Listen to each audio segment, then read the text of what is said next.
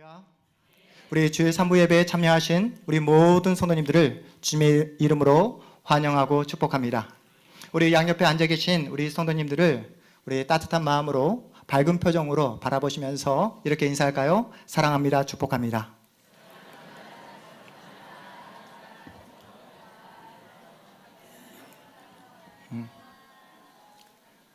네. 항상 느끼는 거지만 우리 찬양대만 사랑을 더 많이 하시는 것 같아요. 네. 여러분들 이번 한 주간 잘 보내셨습니까? 잘 보내셨어요? 이번 한 주간 가슴을 졸이며 우리가 목요일 저녁을 보내지 않았습니까? 그 어느 때보다 기상청의 보도에 마음을 줄이며 우리가 그렇게 시간을 보냈던 한 주를 우리가 갖게 되었습니다. 태풍 쏠릭이 한반도로 북상한다는 소식을 듣고 우리가 어떻게 했습니까? 어떤 분은 이제 이번에 태풍 쏠릭이 폭우와 강풍을 동반한 강력한 태풍이다 하는 말에 가정의 안전을 살피고 우리 성도님 가운데는 이제 거실에 창문에 테이핑 작업까지 하신 성도님도 계실 겁니다. 왜 그렇게 테이핑 작업까지 하셨죠? 오래 살라고. 그렇죠. 네. 태풍 쏠릭이 이제 북상한다는 소식을 듣고 과연 좋은 믿음, 건강한 믿음이란 무엇일까? 하나님의 자녀로서 하나님을 믿는 하나님의 백성으로서 이 태풍 앞에서 어떠한 자세와 태도를 취하는 것이 정말 좋은 믿음일까라는 생각을 해보게 되었습니다. 최근에 출간된 제임스 스미스가 쓴 습관이 영성이다라는 책에 나오는 이야기인데요. 한 마을에 믿음이 좋은 독실한 그리스도인이 살고 있습니다. 그런데 우리가 이번에 경험한 그 자연재해 쏠릭과 같은 그 태풍이 그 마을을 강타합니다. 마을 전체가 난리가 난 거예요. 하지만 이 믿음이 좋은 이 남성은 자신만큼은 하나님께서 끝까지 보호해 주시고 지켜줄 거라 확신하고 믿음을 가지고 그렇게 생활합니다. 그런데 이 믿음이 좋은 사람의 집에도 예외 없이 물이 넘쳐납니다. 온 마을에 길가에 물이 넘쳐나기 시작합니다. 그때 때마침 이 남성의 친구들이 카누를 타고 이 남성의 집에 찾아옵니다. 친구야, 빨리 타. 우리들이 너를 구하러 왔어. 이 남성이 하는 말이, 친구야, 괜찮아. 나는 하나님이 구해 주실 거야. 친구들의 도움을 뿌리치고 카누를 그냥 돌려보냅니다. 폭우가 억수같이 쏟아집니다. 이제 방안까지 물이 이제 들이닥칩니다. 그때 모터보트가 이 남성을 향해서 순식간에 이렇게 다가옵니다. 그래서 구조요원이 이렇게 말을 하는 것이죠. 선생님, 우리가 당신을 구하기에 지금 달려왔습니다. 빨리 타십시오. 라고 말을 하자 이 남성이 하는 말, 저는 괜찮아요. 하나님께서 저를 구해 주실 거예요. 라고 이야기합니다. 그런데 물이 이제 방안까지 들이차니까 이 남성이 할 수 없이 이제 결국 집안에 있을 수가 없어서 이제 그 가정의 그 지붕 위로 올라갑니다. 지붕 위로 올라가는데 때마침 구조 헬기가 온 거예요. 구조용 헬기가 와서 이제 구조용 바구니를 내려줍니다. 선생님, 이제는 마지막입니다. 우리가 선생님을 구하러 왔습니다. 빨리 구조용 바구니에 올라타십시오. 라고 했을 때 이 남성이 어떻게 대답했을까요, 여러분? 전 괜찮아요. 하나님께서 저를 구해 주실 거예요. 끝내 헬기에 몸을 실지 않습니다. 이 남성의 마지막은 어떻게 됐을까요? 여러분? 죽었다고요? 믿음이 좋은 그 남성이 죽었다고요, 여러분? 네? 죽었을까요? 네, 이 남성은 결국 죽게 되고 천국에서 하나님을 만나게 됩니다. 하나님을 바라보자 이 남성이 이제 따지기 시작합니다. 하나님, 제가 그토록 하나님께서 저를 붙잡아 주시고 저를 보호해 줄 거라 믿었는데 도대체 이게 웬일입니까? 제가 어떻게 하다가 이렇게 죽게 된 것입니까? 그때 하나님은 도대체 어디에 계셨습니까? 라고 하나님께 따졌을 때 하나님께서 이렇게 말씀합니다. 애야, 무슨 소리니? 내가 너에게 카누도 보내주고 모터포트도 보내주고 심지어 헬기까지 보내줬는데 더 이상 무엇을 더 바라니? 라는 이야기를 제가 책에서 보게 되었습니다. 여러분, 이 웃은 이야기가 우리에게 던지는 메시지가 있잖아요. 여러분은 이 이야기를 듣고 어떤 생각을 하게 되셨습니까? 우리는 예수를 믿으면 우리의 인생길 가운데 고난과 아픔과 어려움이 없어질 거라, 사라질 거라 그렇게 생각합니다. 아니, 고난이 나에게 찾아온다 할지라도 예수를 믿는 나에게만큼은 하나님께서 특별한 방법으로 나를 지켜줄 거라 우리는 그렇게 생각합니다. 모터포트, 어떤 카누, 헬기가 아닌 하나님의 신비한 방법으로 나를 보호해 주시고 나를 만나줄 거라 우리는 그렇게 착각합니다. 오늘 우리가 시편 18편을 함께 읽었잖아요. 오늘 본문에는 정말 한 번뿐인 인생을 정말로 힘들게 숨가쁘게 파란만장한 인생을 살았던 한 사람이 지은 시입니다. 그 사람이 누구일까요? 여러분? 다윗입니다. 다윗. 여러분이 아시는 것처럼 다윗은 블레셋 장군 골리앗을 문맷돌을 던져 한 방에 쓰러뜨린 후 하루아침에 일약 영웅이 되게 됩니다. 여러분, 그런데 그래서 이제 구질구질한 모든 삶의 마침표를 찍고 이제는 매일매일 새롭고 행복한 삶이 나에게 찾아올 거라 그렇게 기대합니다. 하지만 다윗의 그러한 기대와 소망은 한순간 물거품처럼 사라져버리고 이제는 하루아침에 도망자 신세가 되고 맙니다. 목숨을 지키기가 힘든 상황이에요. 내일을 장담할 수가 없습니다. 날마다 죽음의 위협 속에 살아갑니다. 누가 다윗을 죽이려고 혈안이 되어 있습니까? 누가요?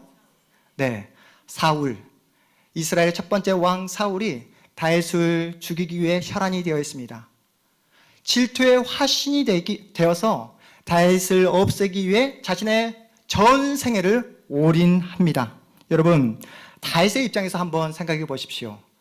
다윗이 뭐 잘못한 게 있습니까? 없잖아요. 나라를 구하기 위해서 자신의 온몸을 던진 그런 다윗입니다. 여러분, 골리앗과 용감하게 싸웠을 뿐입니다.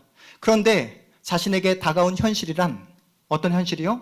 사울의 그 눈을 피해 도망치는 그런 현실입니다. 마음속에 사울 왕에 대한 배신감, 그리고 자신을 그렇게 지켜 세웠던 이스라엘 백성들에 대한 그 배신감에 치를 떨었을지도 모릅니다. 여러분이 다윗이라면 이러한 배신감 앞에 어떠한 반응을 하겠습니까? 이판사판, 너 죽고 나 죽자 하지 않겠습니까? 그런데 다윗은 그 모든 배신과 수모를 온몸으로 받아냅니다. 사울을 피해 도망칩니다. 도망가고 또 도망가는데 다윗이 어디까지 도망가는지 아십니까, 여러분? 어디까지 도망가죠? 다윗이 누구를 죽였습니까? 블레셋 장군 골리앗을 죽였는데 골리앗의 나라 블레셋까지 도망을 가게 됩니다. 블레셋 사람들이 난리가 났죠. 저 사람을 빨리 죽여야 한다고. 골리앗을 죽인 우리의 원수라고. 저 사람을 살려주면 우리에게 나중에 화근이 될 거라고. 그렇게 다윗을 중심으로 모든 블레셋 사람들이 모여듭니다. 그때 다윗이 어떠한 반응을 보였을까요? 하나님, 온수들이 저를 다 둘러싸고 있습니다. 저를 다 포위하고 있습니다. 하나님, 저를 이 온수들의 손에서 구원해 주십시오. 저를 쫓는 사울을 죽여주시고 저를 지금 당장 죽이려고 하는 이 모든 블레셋 사람들, 이 온수들을 한 방에 다 쓸어 주십시오 라고 기도한 것이 아니라, 여러분, 자신을 포위하고 있는 블레셋 사람들 앞에서 다윗이 어떠한 반응을 보입니까? 침을 흘리며 미친 척을 합니다. 살기 위해서 미친 척을 합니다. 그때 블레셋 왕 아기스가 얘들아 놔둬라, 저 미친놈 죽여서 뭐 하겠니? 라고 그렇게 이야기합니다. 이 죽음의 위기를 그렇게 해서 다윗이 벗어나게 됩니다. 그런데 여러분, 죽음의 위기에서 벗어났지만 그때 느꼈던 다윗의 감정, 그때 경험했던 다윗의 수모, 모멸감 여러분 느껴지십니까? 내가 이렇게까지 해서 살아야 되나? 라는 자괴감이 들지 않았을까요? 자신의 현실 가운데 전혀 도와주지 않는 하나님에 대한 소남, 아니 하나님에 대한 원망, 불평하는 마음이 들지 않았을까요? 다윗은 하나님께서 주신 말씀대로 살려고 날마다 몸부림쳤던 그런 사람입니다. 하나님의 말씀에 순종했습니다. 쓰러져가는 나라를 구하기에 자신의 온몸을 던졌습니다. 하나님 앞에서 믿음을 잃지 않기 위해 날마다 노력했던 그런 하나님의 사람이었습니다. 정직하게 하나님 앞에 살기 위해서 그렇게 노력했던 사람이었습니다. 그런데 그가 마주하는 현실이 어떤 현실입니까? 자신을 흔드는, 자신을 죽이려는 현실을 마주하고 있습니다. 세상이 그를 가만두지 않는 거예요. 솔릭과 같은 태풍이 다윗의 인생 가운데 강타합니다. 그 태풍 앞에서 아무런 힘도 쓰지 못하는 자신의 초라함, 무력감을 처절하게 다윗이 경험하게 됩니다. 여러분은 어떻습니까? 여러분의 삶은 어떠하십니까? 하나님을 믿고 있지만, 예수 안에 거하지만 폭염 끝에 우리가 만나는 현실이 어떤 현실이죠? 태풍을 여러분 만나고 계시잖아요. 우리가 마주하는 정직한 현실이 무엇입니까? 산 넘어 산이잖아요. 매일매일 다람쥐 쳇바퀴 돌아가듯 우리는 반복되는 일상을 그렇게 마주하고 있습니다. 그 일상생활 속에서 온전한 정신으로 살기는 너무나 힘들어서 오늘 본문에 등장하는 다윗처럼 미친 척 하지 않고는 오늘 하루를 견뎌낼 수 없는 그러한 어려운 상황 속에 놓여진 우리 성도님도 계실 겁니다. 마치 끊어진 영과 같이 하나님으로부터 버림받은 그런 느낌을 가지고 살아가는 성도님이 이 자리에 분명히 앉아 계실 겁니다. 제가 온세기 교회에 부임하기 전에 수원에 위치한 한 교회를 섬기게 되었는데요. 그 교회는 올해로 54주년을 맞이하는 그런 교회입니다. 교회 개척 당시 교회 개척 멤버가 어떤 사람 중심으로 개척을 했냐면, 한국 전쟁이 끝난 다음 미망인 중심으로 교회가 개척이 되었다고 합니다. 제가 그곳에서 사역을 하면서 한 권사님을 만나게 되었는데요. 권사님의 가정에 가서 이런저런 이야기를 하게 되었습니다. 그 권사님은 결혼을 해서 남편과 함께 1년도 아니 한 달도 아닌 남편과 함께 열흘밖에 살지 못했다고 합니다. 전쟁이 터져 남편분이 전쟁터로 끌려가게 된 거예요. 예수를 믿는 분이라 권사님은 매일매일 남편의 건강과 안전을 위해 기도합니다. 그러던 어느 날 군에서 통지서가 한 통이 날아옵니다. 그 통지서가 어떤 통지서였을까요? 바로 남편의 사망 통지서였습니다. 남편의 죽음을 믿기지가 않았다고 하며 겨우 열흘밖에 살지 못했던 남편을 싸늘한 죽음으로 맞이하게 됩니다. 고난은 항상 한꺼번에 쓰나미처럼 몰려온다고 하잖아요. 권사님에게 더 큰 어려움이 찾아옵니다. 바로 태중의 아이를 갖게 된 거예요. 아버지를 한 번도 보지 못한 유복자를 갖게 된 것입니다. 권사님은 그때 무슨 정신이었는지 이 아이만큼은 끝까지 지켜내야 되겠다, 이 아이를 꼭 낳아야 되겠다는 그런 마음을 갖게 되었다고 합니다. 그래서 아이를 낳았습니다. 그런데 주변에서 권사님을 놔주지 않는 거예요. 흔듭니다. 시댁에서 권사님에게 이야기하기를 이 아이를 시댁에 맡기고 새 출발하라고, 고생 그만하고 너도 다른 사람들처럼 그냥 행복한 인생을 살라고 하면서 권사님의 인생을 매일매일 흔들었다고 합니다. 매일매일 권사님의 마음을 힘들게 했다고 해요. 여러분 같으면 이러한 상황 속에서 어떻게 하시겠습니까? 주변 사람들의 충고가 너무나 현실적인 충고잖아요. 전쟁이 끝나고 사회가 너무나 혼란스러운데 연약한 여인이 어린 자녀를 키운다는 게 여러분 쉽지 않잖아요. 그 권사님은 막막함과 불안한 마음을 가지고 아무런 연고가 없는 수원으로 이사를 오셨다고 합니다. 그리고 시골에서 수원에 올라와 그 아들 하나 데리고 정말 먹고 살기 위해 안 해본 것 하나 없는 그 엄청난 그런 고생과 눈물을 흘리셨다는 이야기를 하셨습니다. 제가 만난 그 권사님은 젊은 시절부터 하나님을 믿었어요. 매일매일 주님께 기도하며 신실하게 믿음을 지켰던 그런 분이셨습니다. 그런 분에게 어떠한 시련, 어떤 고통이 찾아왔습니까? 남편과 열흘밖에 살지 못하는 그런 현실을 마주하게 됩니다. 막막함과 그 불안함 속으로 내몰린 그런 상황을 마주하게 됩니다. 여러분, 하나님을 믿는 신자에게 이러한 현실이 이해가 되십니까? 여러분, 이해가 되세요? 하나님은 이해되지 않고 막막하고 불안한 현실을 살아가고 있는, 오늘 본문에 등장하고 있는 한 사람, 다윗을 만나 주십니다. 인생에 있어서 사망의 음침한 골짜기를 걸어가고 있는 이 다윗을 하나님께서 만나 주세요. 다윗이 하나님을 찾기 전에, 하나님을 붙잡기 전에 먼저 하나님께서 다윗을 찾아가 주시고 만나 주십니다. 그래서 다윗이 이렇게 고백합니다. 우리 1절 말씀 함께 읽겠습니다. 1절 말씀입니다. 나의 힘이신 여호와여, 내가 주를 사랑하나이다. 나의 힘이신 여호와여, 내가 주를 사랑하나이다. 하나님, 제가 주님을 사랑합니다. 주님은 저에게 있어서 힘이 되시는 하나님이십니다. 라고 고백하고 있어요. 다윗은 어떻게 이렇게 쫓기고 도망치는 현실 가운데 하나님께 이러한 고백을 할 수 있었을까요? 2절 말씀이 이렇게 나와 있습니다. 우리 2절 말씀도 함께 읽어보겠습니다.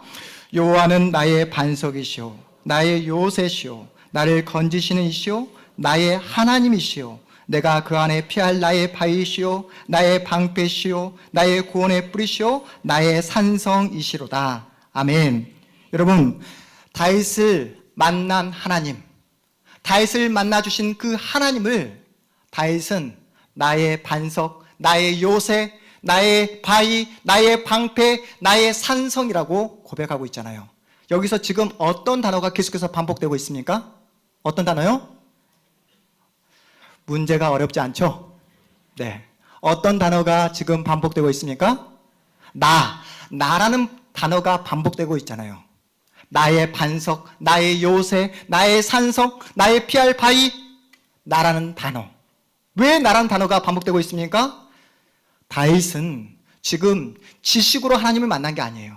여러분, 이론으로 하나님을 만난 게 아닙니다. 자신의 인생을 통해서, 자신의 삶을 통해서 만나주신 하나님, 직접 체험하신 하나님을 고백하고 있습니다. 여러분, 하나님이 다윗을 이렇게 산성으로, 요새로, 바위로, 방패로 만나주신 이유가 무엇일까요? 다윗은 죄가 없어서요? 무결하고 무음합니까? 다윗은 아무런 죄를 짓지 않았습니까? 다윗은 우리와 남다른 특별한 사람입니까? 그래서 하나님께서 특별하게 이렇게 만나주신 것일까요? 여러분이 아시다시피 다윗은 완벽한 사람이 아니었어요. 다윗이 어떤 범죄를 저지릅니까? 성적인 범죄를 저지르잖아요. 그리고 그 범죄를 감추기 위해 살인까지 했던 그런 사람입니다. 다윗은 흠이 많은 사람이었어요. 그리고 윤리도덕적으로 완벽한 사람이 아니었습니다. 그런데 여러분, 잘 생각해 보십시오. 우리 하나님 전능하시잖아요. 모든 것을 다 하실 수 있잖아요.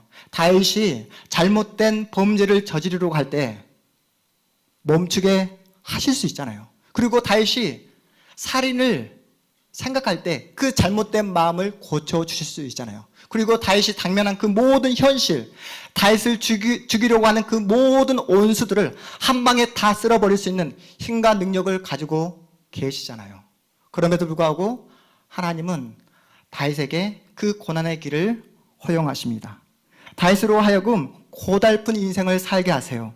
특별한 기적을 통해서 다윗을 변화시킨 것이 아니라 막막한 오늘 하루를 통해서, 내일을 기약할 수 없는 반복되는 나의 일상을 통해서 다윗을 만나주십니다. 다윗을 변화시켜 주세요. 하나님은 다윗을 사랑하십니다. 정말로 다윗을 사랑하세요. 하지만 다윗에게 평탄한 인생을 허락하시지 않습니다. 오늘 본문 우리 4절 5절 말씀 우리 다시 한번 읽어보겠습니다. 4절 5절 말씀입니다. 사망의 줄이 나를 얽고 불의 창수가 나를 두렵게 하였으며 수월의 줄이 나를 두르고 사망의 올무가 내게 이르렀도다. 아멘. 여러분, 다윗의 인생이 어떠한 인생입니까? 날마다 평생을 죽음의 위협 속에, 두려움 속에 살아야 했던 그런 다윗의 생애입니다. 하나님은 다윗의 그 생애 가운데 특별함으로, 기적으로, 신비로 간섭하신 것이 아니라 눈물 흘리는 그 현장 가운데, 아파하는 그 현장 가운데, 그 일상 가운데 찾아가 주시고 만나 주시는 하나님으로 지금 이야기하고 있는 거예요. 여러분, 그래서 우리 6절 말씀도 다시 한번 읽어보겠습니다. 6절 말씀입니다. 내가 환난 중에서 여호와께 아뢰며 나의 하나님께 부르짖었더니 그가 그의 성전에서 내 소리를 들으시며 그의 앞에서 나의 부르짖음이 그의 귀에 들렸도다. 아멘. 다윗은 하나님께 부르짖습니다. 살려달라고, 도와달라고. 그러자 하나님께서 다윗의 그 부르짖음을 들어주시고 응답해 주십니다. 그래서 다윗의 인생, 다윗의 믿음의 자리를 어디까지 인도해 주시냐면 오늘 우리가 함께 읽었던 우리 본문, 우리 30절, 우리 31절 말씀 우리 함께 읽어보겠습니다. 하나님께서 다윗을 어떠한 믿음의 자리로 인도해 주시는지 함께 읽어보겠습니다. 하나님의 도는 완전하고 여호와의 말씀은 순수하니 그는 자기에게 피하는 모든 자의 방패시로다. 여호와 외에 누가 하나님이며 우리 하나님 외에 누가 반석이냐. 아멘. 무슨 말입니까? 다윗이 자신의 인생을 되돌아보니까 하나님만이 신실하시다는 거예요. 하나님께서 자신을 지켜주시고 보호해주시고 사랑해 주셨음을 고백하고 있는 내용입니다. 자신이 인생을 살아보니까 하나님만이 참된 하나님이시다라는 사실을 깨닫게 된 거예요. 하나님은 다윗의 전 생애를 통해 하나님이 누구신가를 알려주십니다. 그래서 사울 왕에게 배신당하고 쫓기는 상황 속에서도 다윗은 자폭하지 않았던 거예요. 여러분, 블레셋 왕 아기스 앞에서 다윗이 어떤 짓을 했습니까? 침을 흘리며 미친 짓을 했잖아요. 그렇게 자신의 생명을 구해냈잖아요.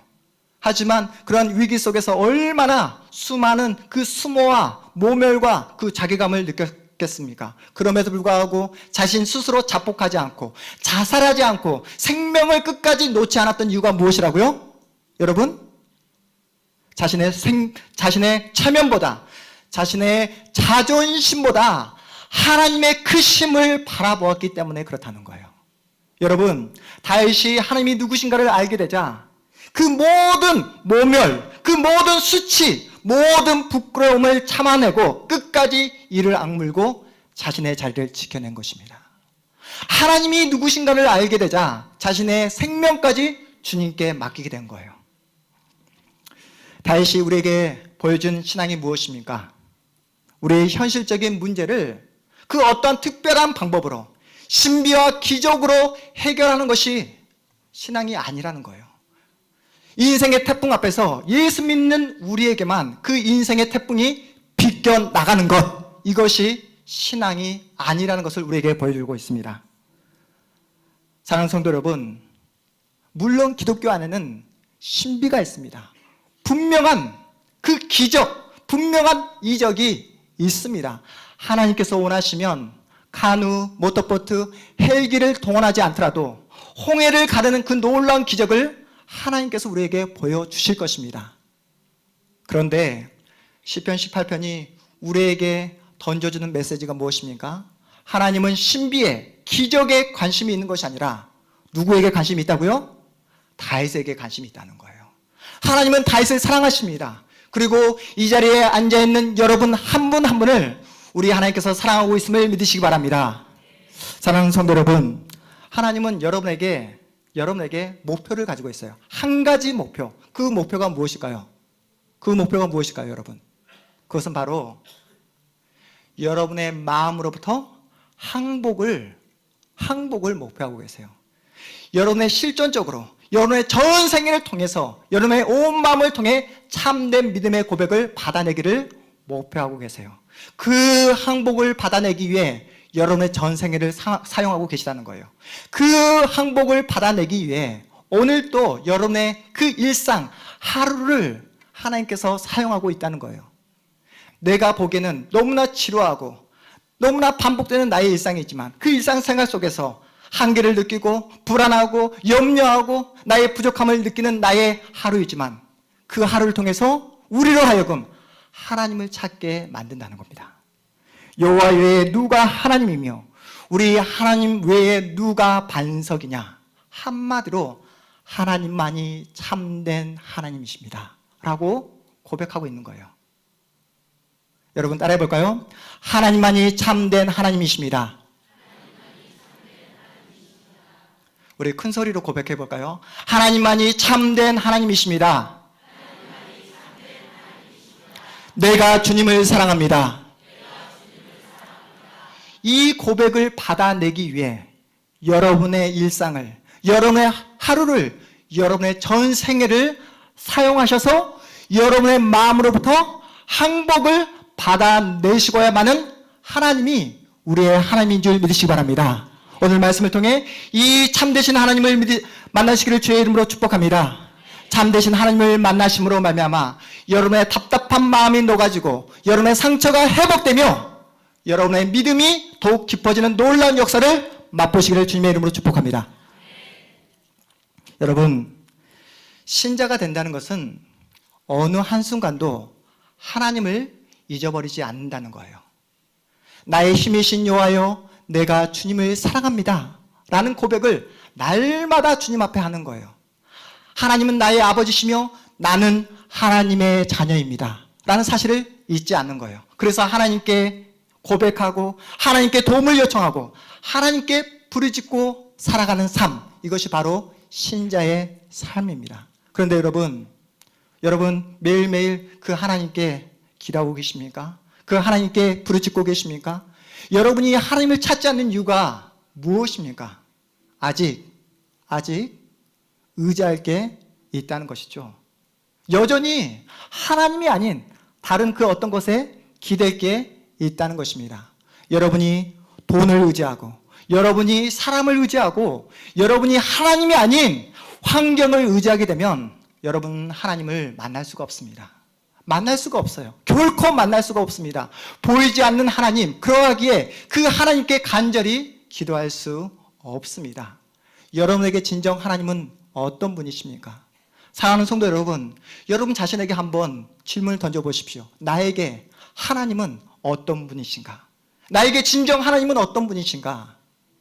여러분이 하나님을 믿지 않고 여러분이 하나님께 피하지 않고 여러분이 하나님을 의지하지 않으면 결코 여러분의 영혼 가운데는 안전이, 행복이, 만족이 올 수가 없습니다. 여러분, 하나님 외에 다른 길은 없습니다. 하나님 외에 다른 장수가 없습니다. 여러분의 생이 다 마칠 때까지, 나의 갈 길 다 할 때까지 여러분이 의지하고 여러분이 바라봐야 할 한 분, 오직 한 분은 하나님 한 분밖에 없음을 믿으시기 바랍니다. 앞서 말씀드린 유복자를 키워내신 권사님, 그 권사님은 어떻게 끝까지 하나님께서 허락하신 그 믿음의 자리를 지켜낼 수 있었을까요? 자신의 힘으로요? 자신의 노력으로, 자신의 의지로 그렇게 지켜낼 수 있었을까요? 그렇지 않습니다. 하나님께서 그 권사님을 지켜주시고 만나주시고 믿음을 허락해 주시고 동행해 주셨기에 그 권사님은 끝까지 그 믿음의 자리를 지켜낼 수 있었습니다. 권사님이 저에게 하신 말씀이 이렇습니다. 목사님, 하나님은 저에게 남편이었어요. 하나님은 저에게 남편이었어요. 저에겐 교회가 전부였습니다. 교회에서 눈물을 흘리고 교회에서 날마다 위로받고 교회에서 주시는 그 말씀을 통해 새로운 힘을 날마다 공급받게 되었어요. 목사님, 제가 제 아들을 제 힘으로 키워낸 게 아니에요. 하나님께서 제 아들을 키워주셨어요. 목사님, 저는 제 인생을 한 번도 후회해 본 적이 없어요. 저의 선택을 한 번도 후회해 본 적이 없어요. 저는 하나님의 은혜가 너무나 감사해요. 하나님의 은혜가 너무나 감사해요. 여러분, 이게 말이 됩니까? 남편과 열흘밖에 살지 못했던 우리 권사님, 아들을 홀로 그렇게 키워내야 했던 그 권사님, 그럼에도 불구하고 하나님 감사해요. 하나님 감사해요. 그리고 이렇게 말씀합니다. 목사님, 저는 지금 죽어도 여한이 없습니다. 왜냐하면 나의 본향 하나님 나라 갈 수 있잖아요. 내 진짜 남편 우리 예수님 만날 수 있잖아요. 이렇게 고백하는 그 권사님의 고백을 저는 지금도 잊지 못하고 있습니다. 여러분, 지금 우리 사회가 어떻습니까? 많은 사람들이 폭염 때문에 뭔가 마음이 지쳐 있습니다. 폭염이 끝나자 태풍이 몰려왔습니다. 언론에서는 우리나라 경제가 힘들다, 어렵다, 미래가 불투명하다, 불확실하다, 이렇게 매일매일 그렇게 우리에게 소식을 전하고 있습니다. 세상으로부터 들려오는 소식, 그 어느 거 하나 우리의 마음을 시원케 해주는 그런 소식이 없습니다. 가정에 들어가 보십시오. 가정에서 여러분에게 어떠한 이야기를 합니까? 여러분의 자녀가 요즘 무슨 이야기를 하는지 아세요? 우리 청소년들이, 우리 젊은 청년들이 이렇게 이야기합니다. 저는 이미 틀렸어요. 이번 생은 포기해야 할 것 같아요. 저는 이번 생에서 망했어요. 이렇게 우리 자녀들이 이야기합니다.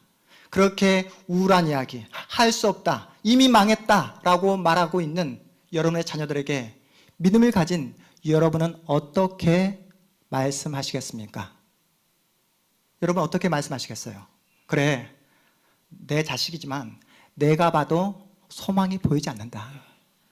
내가 봐도 너에겐 싹수가 보이지 않는다. 그래, 현실을 있는 그대로 받아들이고 그냥 그렇게 살아라 라고 말씀하시겠습니까? 그러시면 안 되잖아요. 우리에게는 믿음이 있잖아요. 여러분의 자녀에게, 힘들어하는 여러분의 남편에게, 정말로 날마다 눈물 흘리고 있는 여러분의 아내에게 어떻게 말씀하시겠습니까? 예수님께서 함께 하시면 우리 가정 망하지 않아. 뭐라고요? 예수님께서 함께 하시면 우리 가정 망하지 않아. 믿으십니까? 날마다 여러분이 하나님을 바라보고 하나님을 붙잡고 그 하나님께 기도하면 하나님께서, 살아계신 하나님께서 여러분의 가정을 책임져 주실 줄 믿으시기 바랍니다. 여러분, 이러한 고백을 믿음으로 선포할 수 있는 사람이 누구입니까? 이 자리에 앉아있는 여러분만이 하실 수 있습니다. 날마다 예수님을 바라보고 예수와 함께 동행하는 자만이 이러한 믿음의 고백을 믿음으로 확신을 가지고 선포할 수 있다는 거예요. 그래서 여러분, 교회에 나오세요.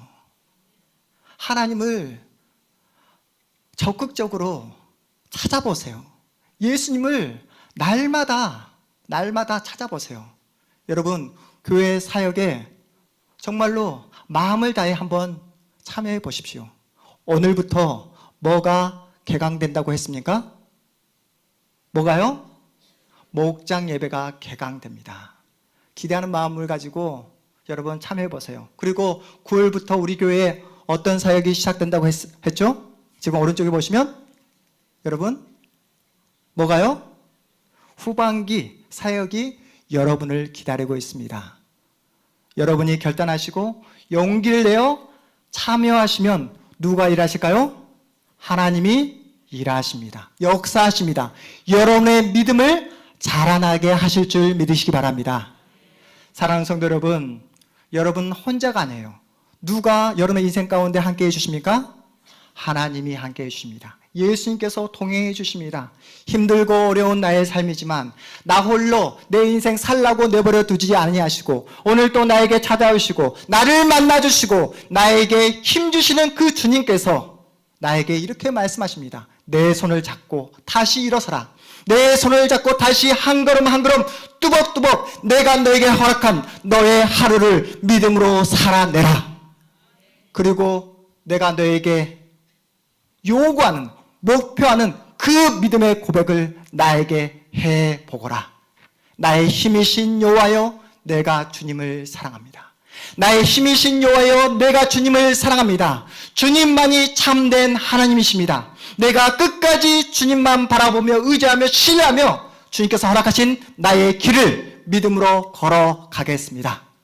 라는 고백을 여러분의 인생을 통해서 여러분의 하루하루를 통해서 반드시 받아내시고야만은 그 하나님을 바라보시며 여러분의 하루를, 여러분의 인생을 주님의 손을 굳게 붙잡고 믿음으로 살아내시는 우리 사랑하는 우리 모든 온세교회 성도님들 다 되시기를 주님의 이름으로 축복합니다.